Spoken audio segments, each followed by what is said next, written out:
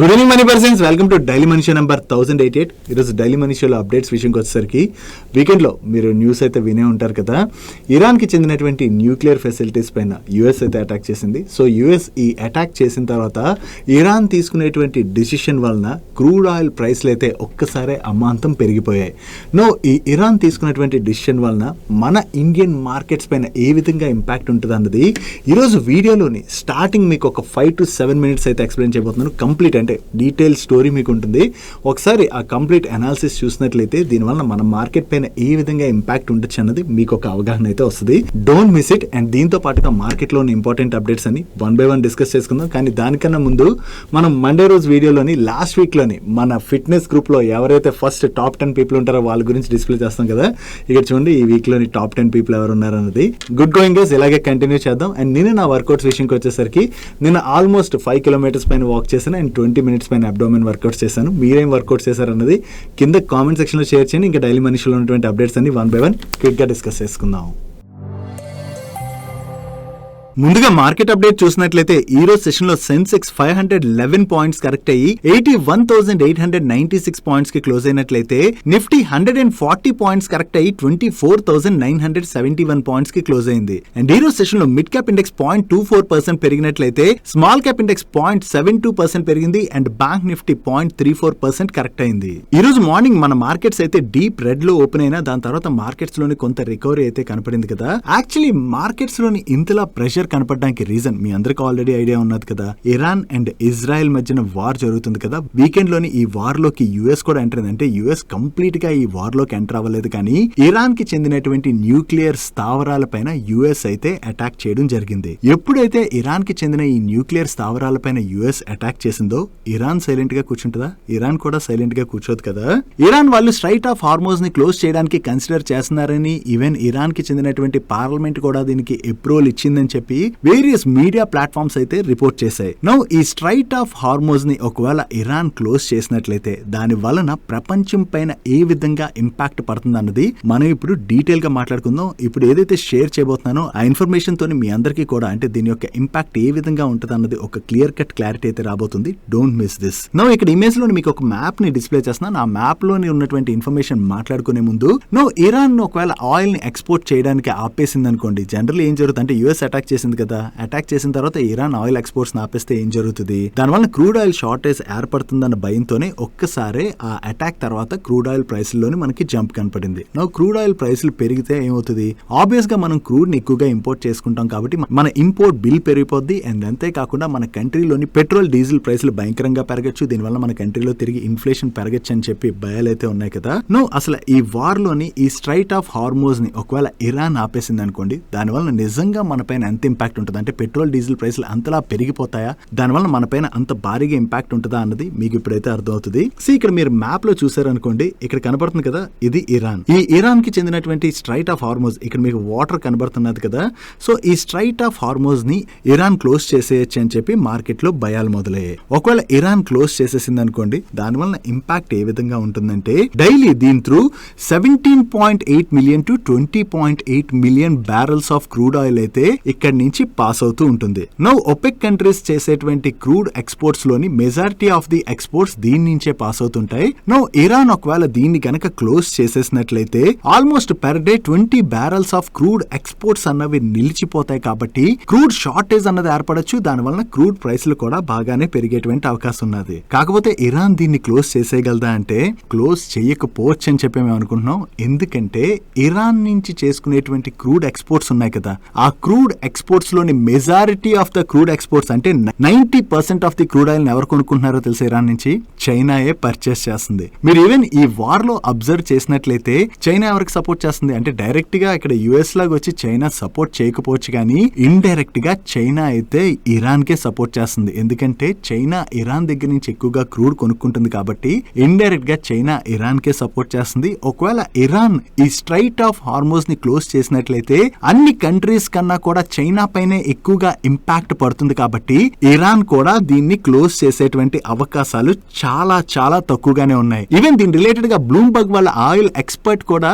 ఒక interesting tweet చేయడం జరిగింది. ఈ రోజు మార్నింగ్ ఈ స్ట్రైట్ ఆఫ్ హార్మోజ్ ని మల్టిపుల్ ఆయిల్ ట్యాంకర్స్ అయితే క్రాస్ చేస్తున్నాయని, ఇక్కడ డిస్రప్షన్ జరగచ్చని చెప్పి భయాలు ఏవైతే కనపడుతున్నాయో అటువంటి డిస్రప్షన్ అయితే అసలు కనపడట్లేదని, పర్షియన్ గల్ఫ్ లోని మల్టిపుల్ పోర్ట్స్ లోని ఆయిల్ లోడింగ్ అయితే చాలా నార్మల్ గానే నడుస్తున్నదని చెప్పి ఆయన ట్వీట్ చేయడం జరిగింది. సో ఎప్పుడైతే ఇరాన్ ఈ ఆయిల్ ఎక్స్పోర్ట్స్ ని బ్లాక్ చేయట్లేదని చెప్పి న్యూస్ వచ్చిందో దాని తర్వాత క్రూడ్ ఆయిల్ ప్రైస్లు కొంత పెరిగాయి కదా, అంటే యుఎస్ ఇరాన్ పైన దాడి చేసిన దాని తర్వాత క్రూడ్ ఆయిల్ ప్రైస్లు కొంత పెరిగాయి కదా, మళ్ళీ క్రూడ్ ఆయిల్ ప్రైస్లు అయితే కొంతవరకు తగ్గాయి. సో క్రూడ్ ప్రైస్లు తగ్గుతుండడంతోనే అగైన్ మన మార్కెట్ లోని రికవరీ అన్నది కనపడింది. అంటే మార్కెట్ కి కూడా క్లియర్ గా అర్థమైంది ఇక్కడ ఇరాన్ ఇక్కడ కంప్లీట్ గా స్ట్రైట్ ఆఫ్ హార్మోజ్ అయితే క్లోజ్ చేయలేదు. ఎందుకంటే ఇరాన్ దగ్గర నుంచి ఎక్కువగా ఈ ఆయిల్ ని ఎక్స్పోర్ట్ చేసుకుంటుంది చైనాయే కాబట్టి చైనా యొక్క ప్రెషర్ ఇరాన్ పైన ఉంటుంది ఖచ్చితంగా. దాని వలన ఇరాన్ అయితే ఇటువంటి డిసిషన్ ని తీసుకోదు. నో మన ఇండియా కూడా మరి ఆయిల్ ని ఎక్కువగా ఇంపోర్ట్ చేసుకుంటది కదా, ఇరాన్ దగ్గర నుంచి మనం ఆయిల్ తీసుకోవట్లేదా అంటే మన ఆయిల్ మినిస్టర్ దగ్గర నుంచి వీకెండ్ లోనే ఇంట్రెస్టింగ్ ట్వీట్ అయితే వచ్చింది.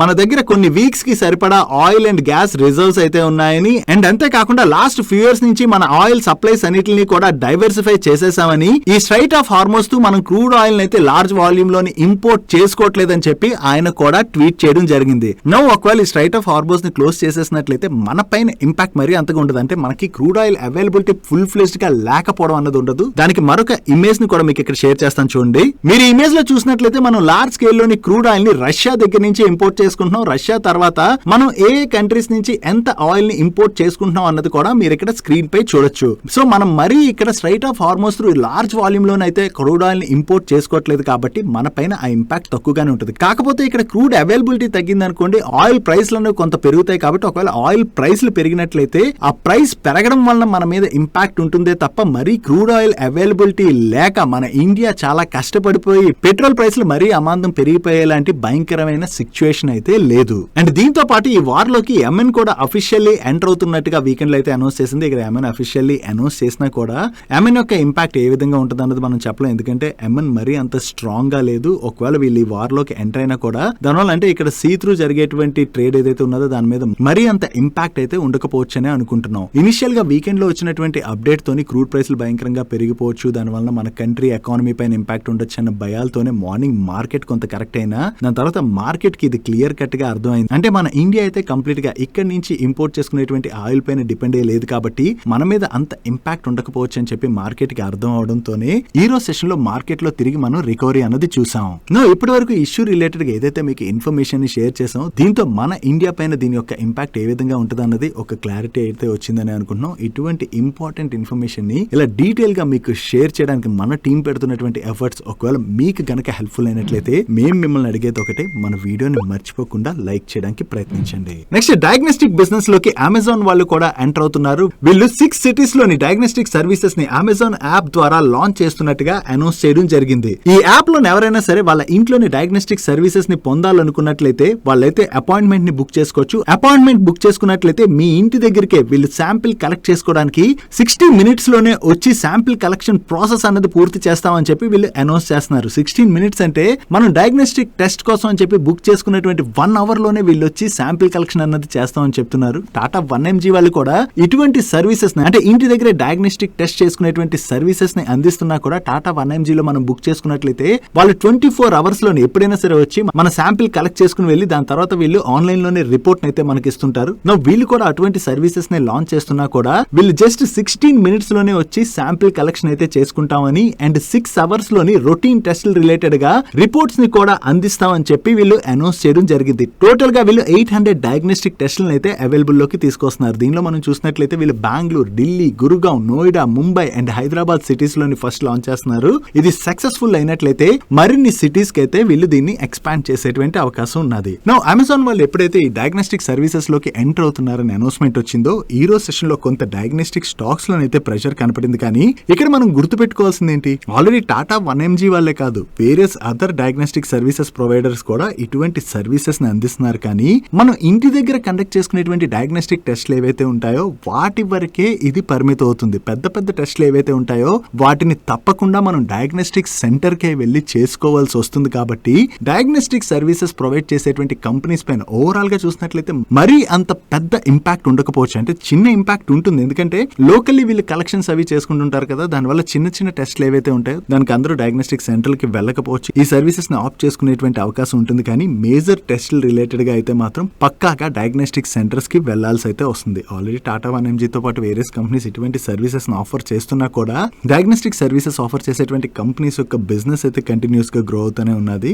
అమెజాన్ వాళ్ళు వచ్చిన తర్వాత వాళ్ళ వలన ఈ కంపెనీస్ పైన ఎంత ఇంపాక్ట్ ఉంటుంది అన్నది మనం చూడవలసి ఉన్నది. దీని వలన ఎంత ఇంపాక్ట్ ఉండొచ్చు అని మీరు అనుకుంటున్నారంటే ఫుల్ ఫ్లెజ్డ్ గా డయాగ్నోస్టిక్ సెంటర్స్ పైన దీని యొక్క ఇంపాక్ట్ ఉంటుందని అనుకుంటున్నారా లేదా? మీ ఒపీనియన్ కింద కామెంట్ సెక్షన్ లో షేర్ చేయడానికి ప్రయత్నించండి. దాంతో మరింత మంది మన ఛానల్ ఫాలో అయ్యేటువంటి వాళ్ళు, అంటే డయాగ్నోస్టిక్ కంపెనీస్ రిలేటెడ్ గా ఎవరైనా ఇంట్రెస్టెడ్ గా ఉన్నట్లయితే వాళ్ళకి కూడా ఇన్ఫర్మేషన్ హెల్ప్ఫుల్ అయ్యేటువంటి అవకాశం ఉన్నది.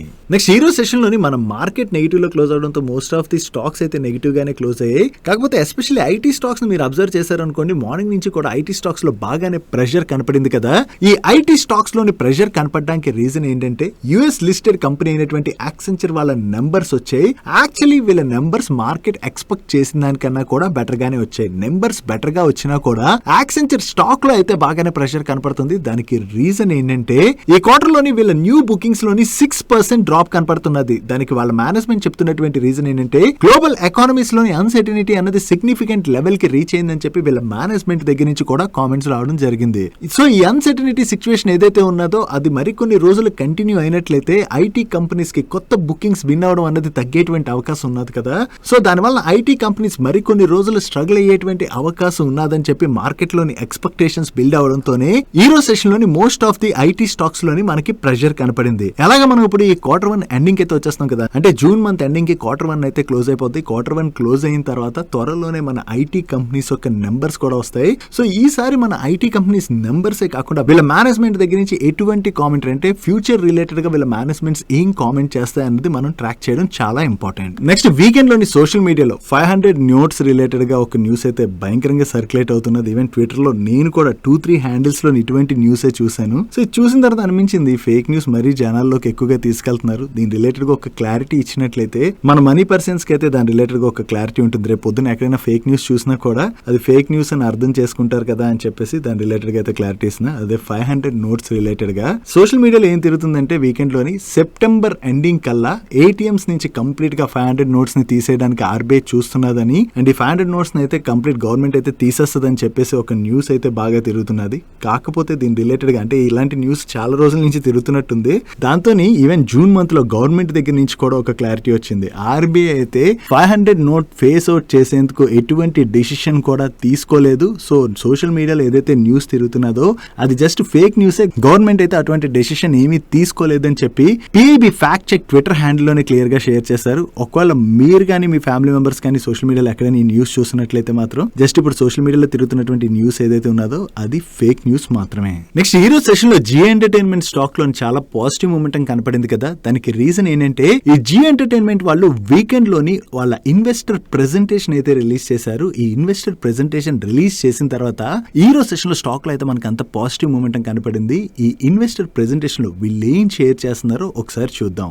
ఇక్కడ వీళ్ళు ఒక సంవత్సరం ముందు అంటే ప్రీ కన్సల్టేషన్ అంటున్నారు. ప్రీ కన్సల్టేషన్ అంటే ఏంటంటే మనకి జియో హాట్స్టార్ ఈ రెండింటి మర్జర్ జరిగింది కదా, ఆ మర్జర్ కి ముందు మార్కెట్ షేర్ ఎలా ఉండేది అన్నది వీళ్ళు షేర్ చేశారు. ఈ మర్జర్ తర్వాత వీళ్ళు పియర్ 1 ఏమంటున్నారంటే జియో ప్లస్ హాట్స్టార్ మర్జర్ జరిగిపోయింది కదా, దీన్ని పియర్ 1 కింద వీళ్ళు కన్సిడర్ చేస్తున్నారు. వీళ్ళ దగ్గర ఓవరాల్ గా 34% మార్కెట్ షేర్ ఉంటే జీ వాళ్ళ దగ్గర 17% మార్కెట్ షేర్ ఉన్నది. దాని తర్వాత పియర్ 3 దగ్గర 9% మార్కెట్ షేర్ ఉంటే పియర్ 4 వాళ్ళ దగ్గర కూడా 9% మార్కెట్ షేర్ ఉన్నది. నౌ ఈ పియర్ 1 తో మనం జీ వాళ్ళని కంపేర్ చేసి చూసినట్లయితే పియర్ 1 ఈస్ వెరీ స్ట్రాంగ్. ఎందుకంటే వాళ్ళకి స్ట్రాంగ్ ప్రమోటర్ గ్రూప్ ఎంటిటీ ఉన్నది అండ్ వాళ్ళ దగ్గర స్ట్రాంగ్ ఎకో సిస్టమ్ కూడా ఉన్నది. సో వాళ్ళతో కంపేర్ చేస్తే జీ ఎంటర్టైన్మెంట్ కొంచెం తక్కువగానే ఉంటుంది. సో తక్కువగా ఉన్నా కూడా నెక్స్ట్ ఫ్యూ ఇయర్స్ లోను జనరల్ ఎంటర్టైన్మెంట్ లో వీళ్ళ ప్రెజెన్స్ ని స్ట్రెంథెన్ చేసుకునేందుకు గాను వీళ్ళ గ్రోత్ ప్లాన్స్ అయితే ఎగ్జిక్యూట్ చేస్తున్నామని, ఆ గ్రోత్ ప్లాన్స్ లో భాగంగా వీళ్ళు న్యూ బిజినెస్ వర్టికల్స్ అయితే డెవలప్ చేస్తున్నట్లుగా, దాని ద్వారా కొత్త ఆడియన్స్ ను కూడా టార్గెట్ చేస్తున్నామని, దీనిలో భాగంగా micro dramas, UGS, live events, entertainment, emerging sports ఇటువంటి వన్నిటిని కూడా వీళ్ళు యాడ్ చేసుకుంటూ కొత్త ఆడియన్స్ ని కూడా టార్గెట్ చేయబోతున్నట్లుగా,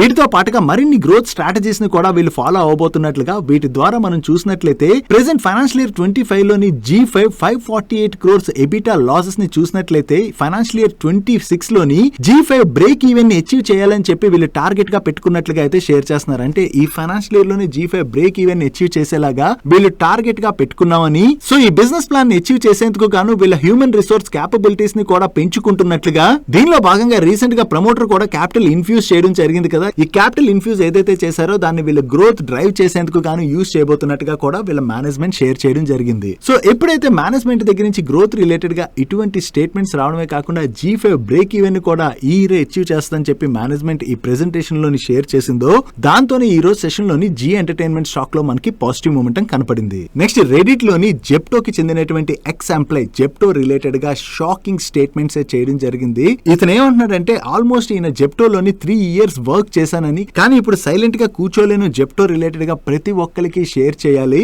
ఒక కస్టమర్ జెప్టోలోని యోగర్ట్ ఆర్డర్ చేసుకున్నట్లయితే వీళ్ళ దగ్గర ఆ టైంలోని 3 మిగిలి ఉన్నాయంట.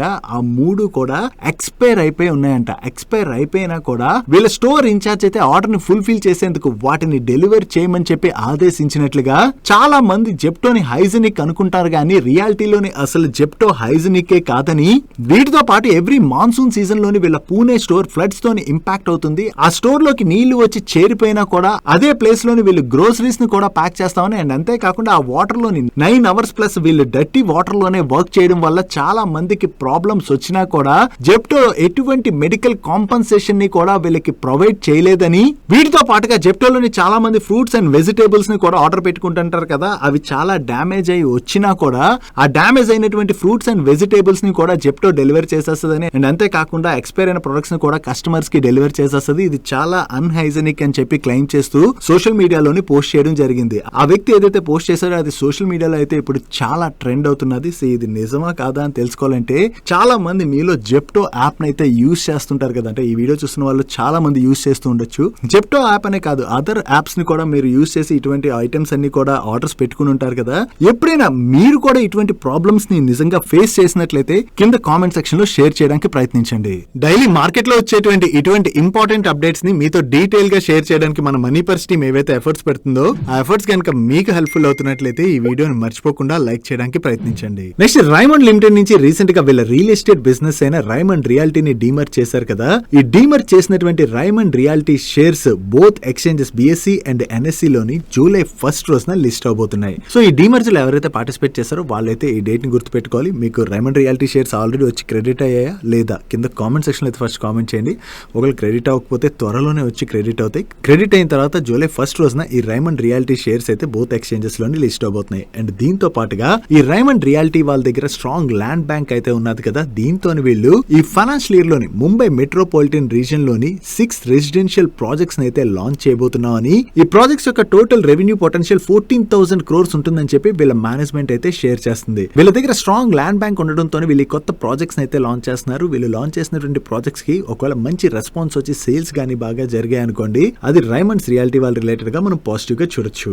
నెక్స్ట్ డ్రోన్ కంపెనీ అయినటువంటి ఐడియా ఫోర్స్ వాళ్ళ రిలేటెడ్ ఒక ఇంపార్టెంట్ అప్డేట్ ఉన్నది. ఈ ఐడియా ఫోర్స్ వాళ్ళకి మినిస్ట్రీ ఆఫ్ డిఫెన్స్ దగ్గర నుంచి మినీ అన్మాన్డ్ ఏరియల్ వెహికల్స్ ని డెలివర్ చేసేందుకు గాను ఒక ఆర్డర్ ని విన్ అయ్యారు. ఈ order value approximately 137 crores and ఈ ఆర్డర్ ని వీళ్ళు 12 months లోని ఎగ్జిక్యూట్ చేయవలసి ఉన్నది. ఈ రోజు వీళ్ళకి ఈ ఆర్డర్ రావడంతో పాటుగా ఇరాన్ అండ్ ఇజ్రాయెల్ మధ్యన ఏదైతే వార్ నడుస్తున్నదో, ఈ వార్ టైంలో జనరల్లీ మనం చూసినట్లయితే డిఫెన్స్ స్టాక్స్ చాలా పాజిటివ్ గా రియాక్ట్ అవుతుంటాయి కదా. ఈ 2 రీజన్స్ వల్ల ఈ రోజు సెషన్ లోని ఐడియా ఫోర్స్ స్టాక్ లోని ఇంత పాజిటివ్ మూమెంటం కనపడింది. నెక్స్ట్ సోలార్ ఇండస్ట్రీస్ వాళ్ళ సబ్సిడరీ కంపెనీ అయిన solar defence and aerospace limited వాళ్ళకి మినిస్ట్రీ ఆఫ్ డిఫెన్స్ దగ్గర నుంచి ఒక కొత్త కాంట్రాక్ట్ అయితే విన్నారు. ఈ కాంట్రాక్ట్ లో భాగంగా వీళ్ళు డిఫెన్స్ ప్రొడక్ట్స్ ని సప్లై చేయబోతున్నామని మెన్షన్ చేశారు. ఇందులో ఏ ప్రొడక్ట్స్ అని మెన్షన్ చేయలేదు, జస్ట్ డిఫెన్స్ ప్రొడక్ట్స్ అని మాత్రమే వీళ్ళు మెన్షన్ చేశారు. మైట్ బి కాన్ఫిడెన్షియల్ ఇన్ఫర్మేషన్ అయి ఉండొచ్చు, దాంతోనే వీళ్ళైతే ఆ ఇన్ఫర్మేషన్ అయితే షేర్ చేయలేదు. కానీ ఈ కాంట్రాక్ట్ వాల్యూ అయితే మాత్రం 158 crores అండ్ ఈ కాంట్రాక్ట్ ని వీళ్ళు 1 year టైమ్ లో ఎగ్జిక్యూట్ చేయవలసి ఉన్నది. నెక్స్ట్ భారత్ ఫోర్జ్ వాళ్ళ రిలేటెడ్ గా ఒక పాజిటివ్ అప్డేట్ ఉన్నది. ఈ భారత్ ఫోర్జ్ వాళ్ళు DRDO వాళ్ళు ఫ్లోట్ చేసినటువంటి టెండర్ లో పార్టిసిపేట్ చేసి L1 బిడ్డర్ గా సెలెక్ట్ అయ్యారు. దీనిలో భాగంగా DRDO వాళ్ళు డిజైన్ చేసినటువంటి CQB కార్బైన్ ని వీళ్ళు మ్యానుఫ్యాక్చర్ చేసి ఇండియన్ ఆర్మీ కోసం సప్లై చేయవలసి ఉన్నది. సో ఈ కాంట్రాక్ట్ రిలేటెడ్ గా వీళ్ళు L1 బిడ్డర్ గా సెలెక్ట్ అయ్యారని చెప్పి న్యూస్ రావడంతోనే ఈ రోజు సెషన్ లోని భారత్ ఫోర్జ్ స్టాక్ లో మనకి పాజిటివ్ మూమెంటం కనపడింది. నెక్స్ట్ LT ఫుడ్స్ వాళ్ళ రిలేటెడ్ గా ఒక నెగిటివ్ అప్డేట్ ఉన్నది. ఈ LT ఫుడ్స్ వాళ్ళ సబ్సిడరీ కంపెనీ అయిన ఎకోప్యూర్ స్పెషాలిటీస్ లిమిటెడ్ వాళ్ళ పైన US డిపార్ట్మెంట్ ఆఫ్ కామర్స్ వాళ్ళు వీళ్ళు అక్కడికి 2023 జనవరి టు డిసెంబర్ మధ్యన ఆర్గానిక్ సోయాబీన్ మీల్స్ ఏవైతే ఎక్స్పోర్ట్ చేశారో ఆ సేల్స్ పైన 50 crores కౌంటర్ వాల్యూయింగ్ డ్యూటీని అయితే ఇంపోజ్ చేసినట్టుగా వీళ్ళు షేర్ చేస్తున్నారు. సో ఈ డ్యూటీ ఏదైతే వీళ్ళ పైన ఇంపోజ్ చేశారో దాని రిలేటెడ్ గా అథారిటీస్ ని రివ్యూ చేయాలని చెప్పి వీళ్ళు అడుగుతామని కానీ దీనికి ఒక రిజల్యూషన్ అయితే వచ్చేటువంటి అవకాశం ఉన్నదని ఎక్స్పెక్ట్ చేస్తున్నట్టుగా వీళ్ళ మేనేజ్మెంట్ చెప్తుంది. కానీ యాజ్ ఆఫ్ నో వీళ్ళపైన ఈ 50 crores డ్యూటీ ఏదైతే విధించారో అది ఎల్టీ ఫుడ్స్ వాళ్ళ రిలేటెడ్ గా అయితే నెగిటివ్ కాబట్టి ఈ రోజు సెషన్ లో ఎల్టీ ఫుడ్ స్టాక్ లో మనకి ప్రెషర్ కనపడింది. ఒకవేళ వీళ్ళు రివ్యూ కి గనక అడిగినట్లయితే ఫైనల్లీ డిపార్ట్మెంట్ దగ్గర నుంచి ఎటువంటి డెసిషన్ వస్తుంది అన్నది మనం చూడాలి. Next project consultancy services provide చేసేటువంటి పిఎస్యు కంపెనీ అయిన ఎన్బిసిసి వాళ్ళకి మీరట్ డెవలప్మెంట్ అథారిటీ దగ్గర నుంచి కొత్తగా ఒక కాంట్రాక్ట్ వచ్చింది. ఈ contract value approximately 296 crores. And ఈ కాంట్రాక్ట్ లో భాగంగా వీళ్ళ మీరట్ లోని మీరట్ డెవలప్మెంట్ అథారిటీ వాళ్ళ కోసం ప్రాజెక్ట్స్ రీడెవలప్మెంట్ వర్క్స్ అయితే చేయవలసి ఉన్నది. వీళ్ళకి ఏదైతే కొత్తగా ఈ కాంట్రాక్ట్స్ విన్ అవుతున్నారో దాంతో వీళ్ళ ఆర్డర్ బుక్ కూడా స్ట్రాంగ్ గా గ్రో అవుతుంది కాబట్టి ఇది ఎన్బిసిసి వాళ్ళ రిలేటెడ్ గా మనం పాజిటివ్ గా చూడొచ్చు. Next wireless and satellite communication products ని డెవలప్ చేసేటువంటి అవెంటెల్ వాళ్ళు కొత్తగా 2 కాంట్రాక్ట్స్ విన్నారు. దీనిలో ఫస్ట్ కాంట్రాక్ట్ వీళ్ళకి డిఫెన్స్ పిఎస్యు కంపెనీ అయినటువంటి మాజ్గాండాక్ షిప్ బిల్డర్స్ దగ్గర నుంచి వచ్చినటువంటి కాంట్రాక్ట్. ఈ contract value approximately 11 crores and ఈ కాంట్రాక్ట్ ని వీళ్ళు 2026 ఏప్రిల్ నుంచి 2029 ఆగస్ట్ మధ్యన ఎగ్జిక్యూట్ చేయవలసి ఉన్నది. అండ్ వీళ్ళకి సెకండ్ కాంట్రాక్ట్ డిఆర్డిఓ వాళ్ళ దగ్గర నుంచి వచ్చింది. అండ్ ఈ contract value approximately 13.67 crores and ఈ కాంట్రాక్ట్ ని వీళ్ళు 2027 ఆగస్ట్ కల్లా ఎగ్జిక్యూట్ చేయవలసి ఉన్నది. వీళ్ళు కొత్తగా 2 కాంట్రాక్ట్స్ విన్నారన్న అప్డేట్ తోనే ఈ రోజు సెషన్ లో అవెంటెల్ స్టాక్ పాజిటివ్ గా రియాక్ట్ అయింది. నెక్స్ట్ ఈ రోజు సెషన్ లోని ఓలా ఎలక్ట్రిక్ లోని ఒక లార్జ్ ట్రేడ్ జరిగింది. ఈ లార్జ్ ట్రేడ్ లోని 2.41 crore షేర్స్ అంటే 0.55% ఈక్విటీ ఈచ్ షేర్ 44 రూపీస్ చొప్పున హ్యాండ్స్ చేంజ్ అవడం జరిగింది. దీనిలో బయర్స్ ఎవరు సెల్లర్స్ ఎవరన్న డీటెయిల్స్ మనకి ఈ రోజు నైట్ కి అప్డేట్ అవుతాయి. ఈ రోజు సెషన్ లో ఓలా ఎలక్ట్రిక్ లోని ఈ బ్లాక్ ట్రేడ్ జరగడంతోనే ఓలా ఎలక్ట్రిక్ స్టాక్ లో మనకి కొంత ప్రెషర్ కనపడింది. నెక్స్ట్ డిఫెన్స్ పిఎస్యు కంపెనీ అయినటువంటి భారత్ ఎలక్ట్రానిక్స్ లిమిటెడ్ వాళ్ళు లాస్ట్ టైం వీళ్ళు డిస్క్లోజర్ రిలీజ్ చేసిన దగ్గర నుంచి ఇప్పటి వరకు కొత్తగా 585 crores వరకు ఆర్డర్స్ ని విన్ అవడం జరిగింది. ఈ ఆర్డర్స్ లో భాగంగా వీళ్ళు ఏమేమి సప్లై చేయబోతున్నారు అన్నది మీరు ఇక్కడ స్క్రీన్ పై చూడొచ్చు. అండ్ వీళ్ళు ఇలా కంటిన్యూస్ గా ఆర్డర్స్ విన్ అవుతుండడం వల్ల వీళ్ళ ఆర్డర్ బుక్ కూడా స్ట్రాంగ్ గా గ్రో అవుతుంది కాబట్టి ఇది భారత్ ఎలక్ట్రానిక్స్ లిమిటెడ్ వాళ్ళ రిలేటెడ్ గా మనం పాజిటివ్ గా చూడొచ్చు. Next power transmission and distribution services provide చేసేటువంటి బజెల్ ప్రాజెక్ట్స్ వాళ్ళకి పవర్ గ్రిడ్ వాళ్ళ దగ్గర నుంచి ఒక ఇంపార్టెంట్ ఆర్డర్ వచ్చింది. ఈ ఆర్డర్ వాల్యూ 400 crores పైనే. ఈ ఆర్డర్ లో భాగంగా వీళ్ళు పవర్ గ్రిడ్ వాళ్ళ కోసం మధ్యప్రదేశ్ లోని ట్రాన్స్మిషన్ లైన్ ప్యాకేజ్ రిలేటెడ్ గా వేరియస్ వర్క్స్ అయితే చేయవలసి ఉన్నది. అండ్ ఈ కాంట్రాక్ట్ ని వీళ్ళు 29 months లో ఎగ్జిక్యూట్ చేయాలి. వీళ్ళు కొత్తగా ఏదైతే ఈ కాంట్రాక్ట్ విన్నారో ఇది బజెల్ ప్రాజెక్ట్స్ వాళ్ళ రిలేటెడ్ గా మనం పాజిటివ్ గా చూడొచ్చు. Next anti drone services provide చేసేటువంటి జెన్ టెక్నాలజీస్ వాళ్ళు వాళ్ళ బిజినెస్ ఎక్స్పాన్షన్ ప్లాన్ లో భాగంగా అన్మాన్డ్ ఏరియల్ వెహికల్స్ రిలేటెడ్ గా వర్క్ చేసేటువంటి టిసా ఏరోస్పేస్ ప్రైవేట్ లిమిటెడ్ లో మెజారిటీ స్టేక్ ని అక్వైర్ చేయడానికి అని చెప్పి వీళ్ళ బోర్డ్ అయితే అప్రూవ్ చేయడం జరిగింది. నౌ ఈ కంపెనీలో మెజారిటీ స్టేక్ ని అక్వైర్ చేయడం ద్వారా ఆ కంపెనీ దగ్గర ఉన్నటువంటి టెక్నాలజీస్ అండ్ కెపాసిటీస్ కూడా వీళ్ళకి వచ్చి యాడ్ అవుతాయి కాబట్టి ఈ డ్రోన్ టెక్నాలజీ స్పేస్ లో ఏదైతే ఆపర్చునిటీ ఉన్నదో ఆ ఆపర్చునిటీని అయితే వీళ్ళు క్యాటర్ చేయడానికి ప్రయత్నిస్తున్నట్టుగా మనం అర్థం చేసుకోవచ్చు. దీంతోనే ఈ రోజు సెషన్ లోని మనకి జెన్ టెక్నాలజీ స్టాక్ లో పాజిటివ్ మూమెంట్ కనపడింది. నెక్స్ట్ రెన్యూబుల్ ఎనర్జీ సెక్టర్ లో వాళ్ళ సర్వీసెస్ ఆఫర్ చేసేటువంటి వారి రెన్యూబుల్ టెక్నాలజీస్ వాళ్ళకి ప్రీవియస్ గా నవంబర్ మంత్ లోనే ఒక ఆర్డర్ అయితే విన్నారు. ఆ ఆర్డర్ వాల్యూ అప్రాక్సిమేట్లీ 1233 crores. ఇప్పుడు ఆ ఆర్డర్ కాస్ట్ అయితే 1400 crores కి రివైజ్ చేసినట్లుగా అండ్ ఈ రివైజ్డ్ ఆర్డర్ కూడా వీళ్ళు రిసీవ్ చేసుకున్నట్టుగా వీళ్ళ మేనేజ్మెంట్ అయితే షేర్ చేస్తుంది. అండ్ దీంతో పాటుగా వీళ్ళ రిలేటెడ్ గా మరొక ఇంపార్టెంట్ అప్డేట్ కూడా ఉన్నది. ఈ వారి రెన్యూబుల్ టెక్నాలజీస్ వాళ్ళు వియత్ కాన్ జాయింట్ స్టాక్ కంపెనీ వాళ్ళతో ఒక MOE లోకి ఎంటర్ అవడం జరిగింది. ఈ MOE లో భాగంగా టర్న్ కీ బేసిస్ లోని వీళ్ళు 100 megawatt ground mount solar power projects ని డెవలప్ చేయవలసి ఉన్నది. That's it for today's daily munch. ఈరోజు డైలీ మంచ్ లో మేము షేర్ చేసిన ఇన్ఫర్మేషన్ మీకు హెల్ప్ఫుల్ అయినట్లయితే ఈ వీడియోని లైక్ చేయండి. And video me friends and family members helpful అవుతుంటే ఈ వీడియోని వాళ్ళకి షేర్ చేయండి. మీరు ఇదే ఫస్ట్ టైం మన మనీ పర్స్ ఛానల్ కి వచ్చి ఛానల్ ఇంకా సబ్స్క్రైబ్ చేసుకోలేనట్లయితే ఇక్కడ ఉన్న ఛానల్ లోగో మీద క్లిక్ చేసి ఛానల్ సబ్స్క్రైబ్ చేసుకుంటూ పక్కన ఉన్న బెల్ ఐకాన్ లోని ఆల్ నోటిఫికేషన్స్ యాక్టివేట్ చేసుకోండి. నేను చంద్రశేఖర్ పత్రి మరొక ఇంట్రెస్టింగ్ వీడియోతో కలుద్దాం. Good night.